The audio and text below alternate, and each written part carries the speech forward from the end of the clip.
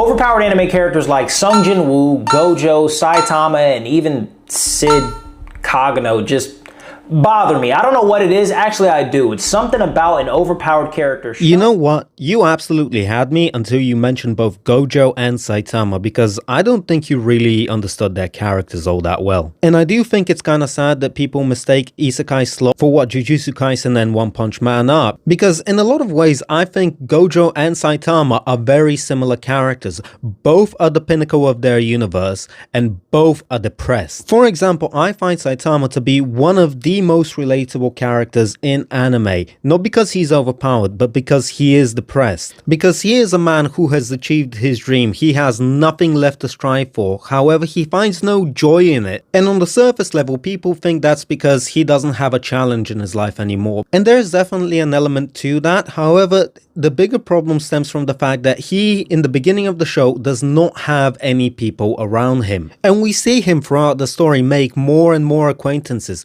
more and more friends, which, despite him not being able to finally get a challenge, makes him happier than getting the actual challenge does. On the flip side, we have Gojo, a man who with his birth changed the entire world, who is so powerful in his own universe that he is treated as nothing more than a weapon for the Jujutsu society, which causes him to feel isolated from absolutely everybody in his life. The limitless technique is not just some cool ability that you can use in power scaling arguments, it is actually a physical representation from how nobody in his world, other than potentially Sukuna, can understand him because they are not powerful enough to get close to him and understand his mindset.